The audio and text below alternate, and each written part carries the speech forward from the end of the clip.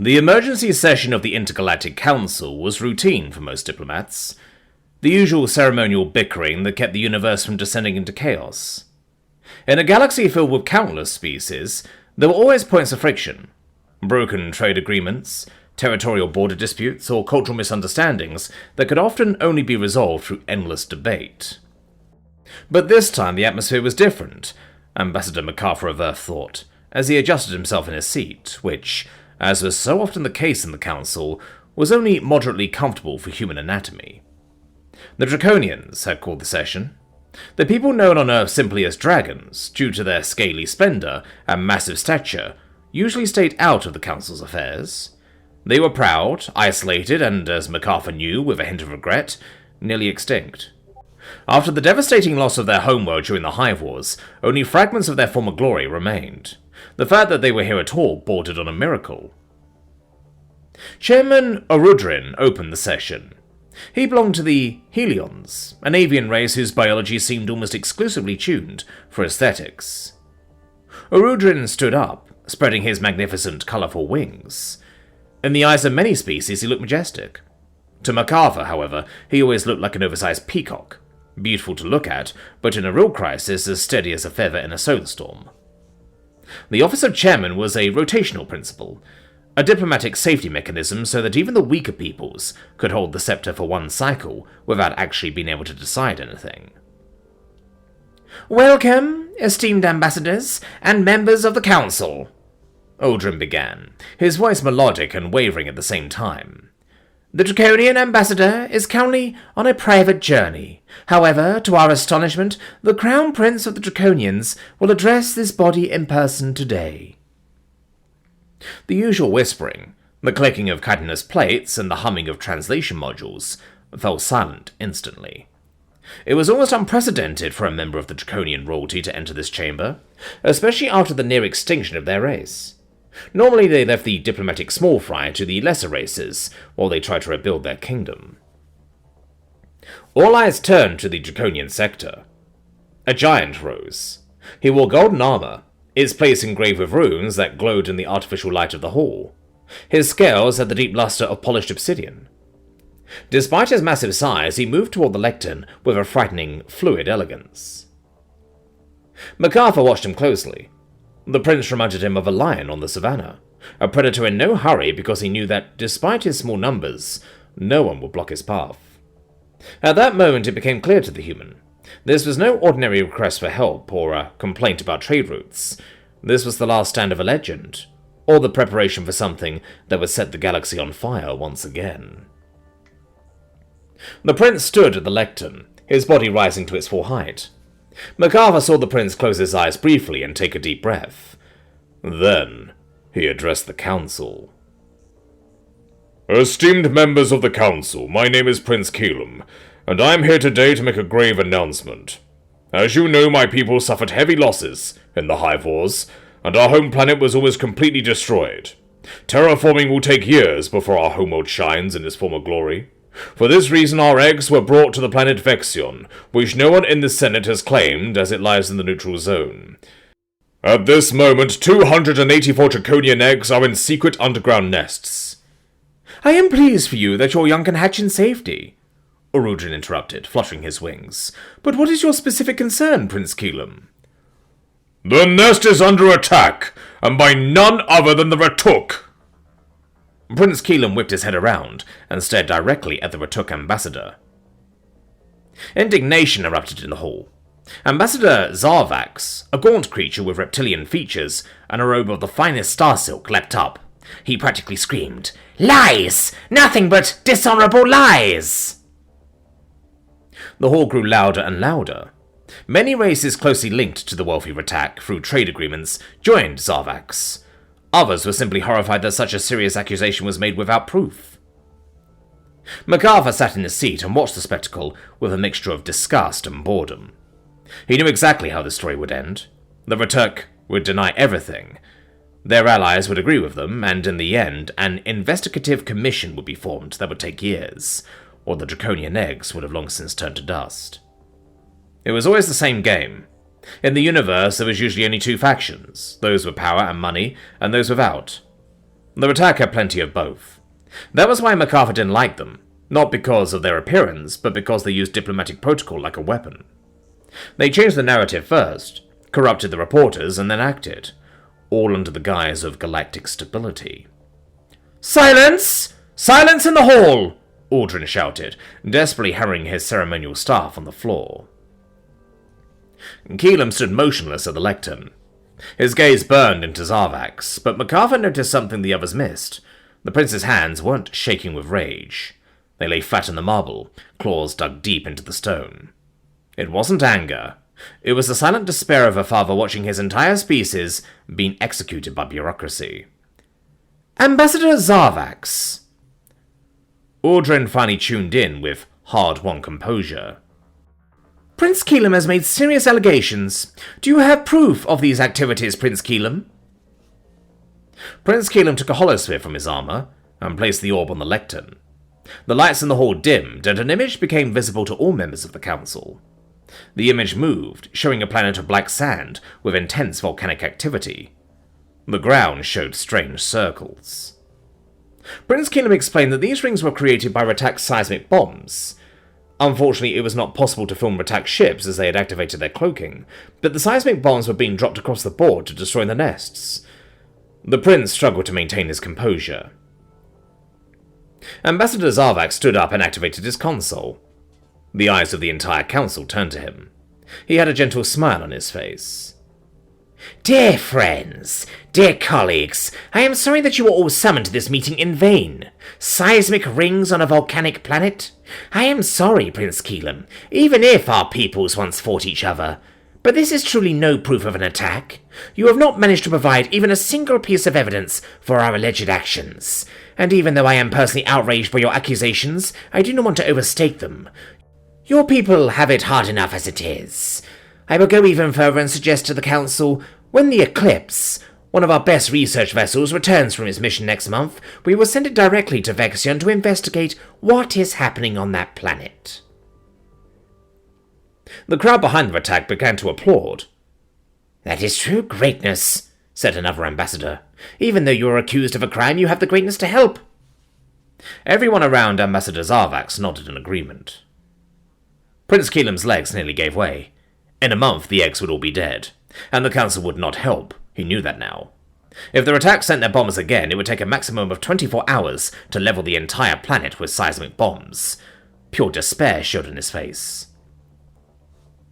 Chairman Aldrin rose from his chair and said, "Dear ambassadors, the attack's offer is more than fair. In a month, we will have all the answers we need.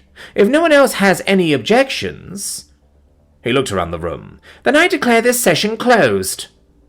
But suddenly, the red light on the lectern of the Ambassador of Earth flickered to life. "Chairman Aldrin, I have an objection," MacArthur said. His voice was calm, but it cut through the murmuring like a knife through silk. Zarvax whipped his head around. His smile vanished for a split second before he put the mask back on. MacArthur rose leisurely, smoothed his suit, and turned to the council. "Esteemed colleagues, I am deeply impressed by the generosity of Ambassador Zarvax." He gave Zarvax a look that briefly allowed the attack to relax. "But," MacArthur added, "I have a more efficient idea. The USC Da Vinci is in the vicinity of Vexion and could be on site in 36 hours. She is Earth's most advanced research vessel. Why wait a month when we can have the truth in a day and a half?" MacArthur looked through the hall and locked eyes with Zarvax. The attack no longer had control over his facial features. His jaw worked. Urudrin announced, "So be it. As soon as the USC Da Vinci arrives on Vexion, we will reconvene." The session dissolved. Ambassador Zarvax left the hall with his robe flowing, his communicator already at his ear. MacArthur strolled over to Prince Keelam, who remained frozen at the lectern. "Your Highness," MacArthur began. The prince looked down at the small human. "Would you do me the honor of joining me in my council chamber for a light refreshment?" Keelam looked at him with his golden eyes. "Ambassador of the humans, I thank you for your intervention, but I must leave immediately.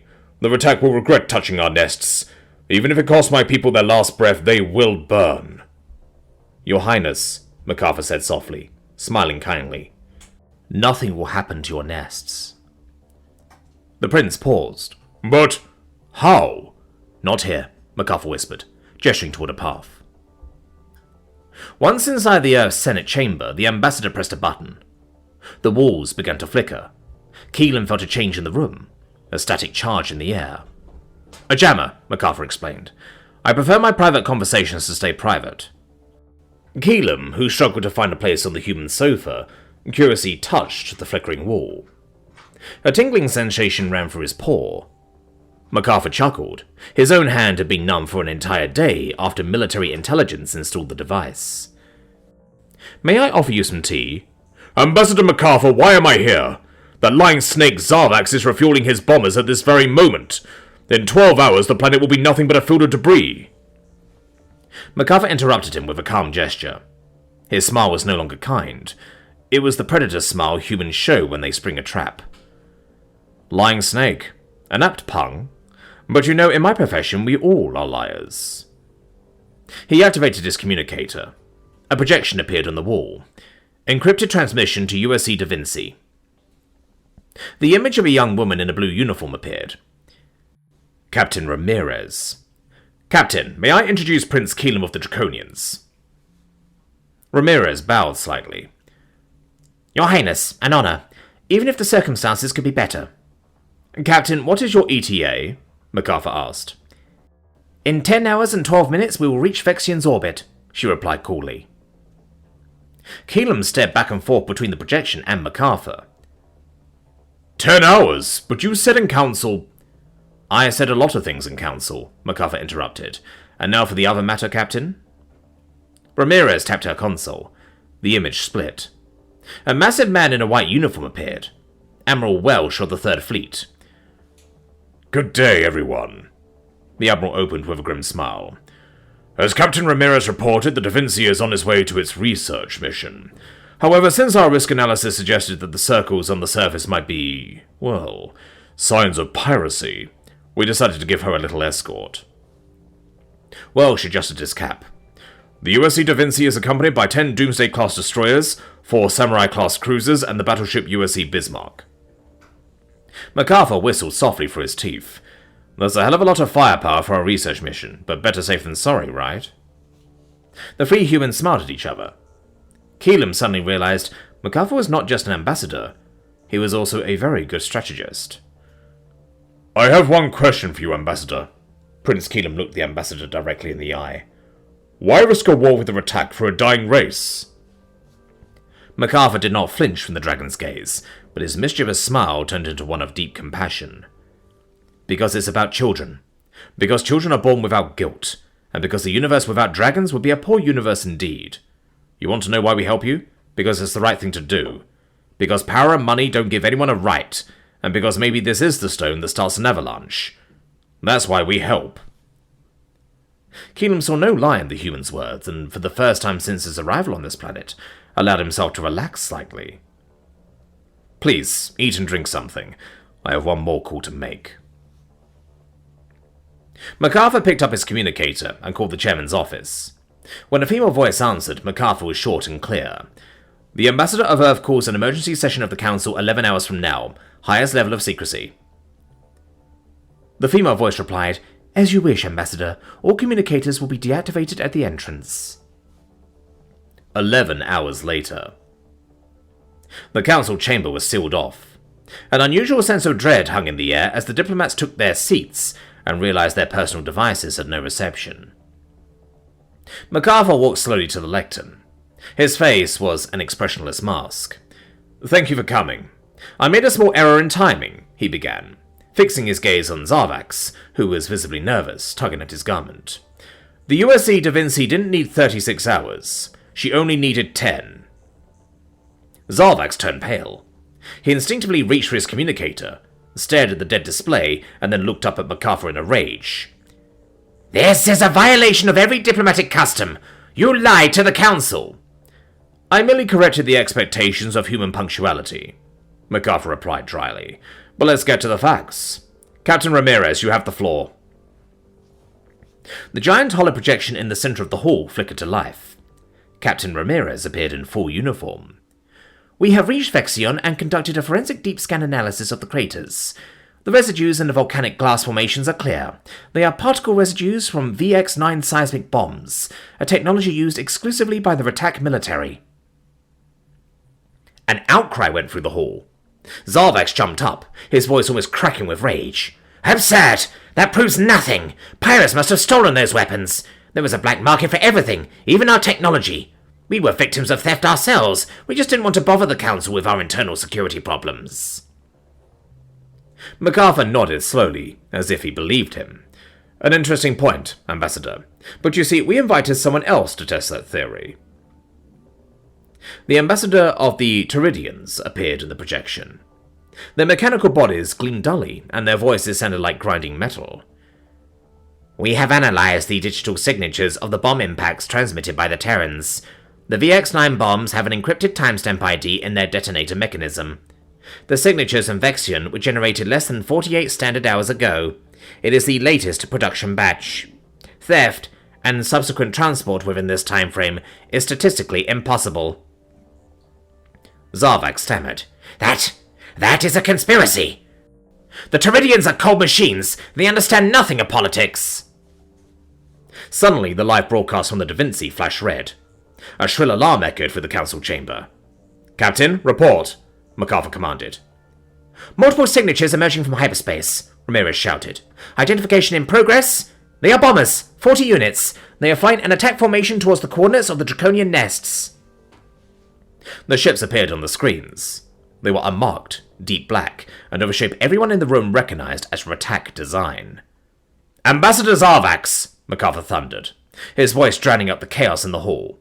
Look at those ships! Are those your ships? Is that the official Ratak fleet committing genocide right now? Zarvax looked into the faces of the other ambassadors. He saw the loathing, the anger, and the dawning realization. If he said yes now, his people were at war with the entire council. If he said no... No! Zarvax screamed, sweat standing on his forehead. Those are not our ships! I told you! Pirates! Outlaws! The people of the Ratak condemn this attack in the strongest possible terms. Those ships do not belong to us! MacArthur looked at him in silence for a moment. A thin, dangerous smile crept onto his lips. Thank you for that clarification, Ambassador. You all heard it. MacArthur turned to Chairman Uridin, who had collapsed in his seat, completely overwhelmed. Chairman, since according to Ambassador Zarvax these are illegal pirates, attacking Draconian civilians, and a Draconian heritage in the neutral zone, I hereby request immediate authorization for the use of lethal force by Terran Protective Forces. The vote took seconds. The result was a devastating verdict against the pirates, 311 to 26 votes. Authorization granted, Uridin croaked. But, Captain Ramirez, you are a research vessel. You can't do anything against 40 bombers. Oh, Captain Ramirez is just the decoy, MacArthur said softly. He looked back into the camera. Admiral Welsh, you have council authority. Target and destroy. Copy that, Ambassador. About time, a new voice replied. Something incredible happened on the screens. Right next to the small Da Vinci, space itself seemed to tear open. The cloaking fields collapsed in cascading blue sparks as the USE Bismarck decloaked. The battleship was so massive that the approaching bombers looked like insects. Bismarck to all units, fire at will, Welsh commanded. The battleship's massive railguns fired tungsten projectiles that struck at 0.2 times the speed of light. Their attack bombers, which relied on agility and stealth, had no defense against kinetic energy of this magnitude. The first 10 ships literally vaporized upon impact. The rest tried desperately to run, but from the shadow of Vexion's moon, the Doomsday-class destroyers broke cover and cut off their escape. It was not a fight. It was an execution. Within 3 minutes, the space around Vexion was clear. A stunned silence held the council chamber for a moment before a storm of cheers erupted like these walls had never experienced. Diplomats fell into each other's arms, and Prince Caleb sank to his knees, tears running down his scales. Zarvax sat petrified as 2 council security officers approached him. Ambassador Zarvax, MacArthur said, walking slowly toward him. You should tell your people to hire better pirates next time. Oh, I forgot. They just turned to dust along with your 40 bombers. Zarvax was led away in disgrace. He would have to justify to his own people why he had declared the most valuable squadron of their fleet as pirates and consented to their destruction. MacArthur stepped to the window of the council chamber and looked out into the darkness of space. He felt old and tired, but when Keelam stepped up to him and placed his giant hand gently on the human's shoulder, MacArthur knew that today he had defended the most important truth of his career. Their strength is not there to rule, but to protect.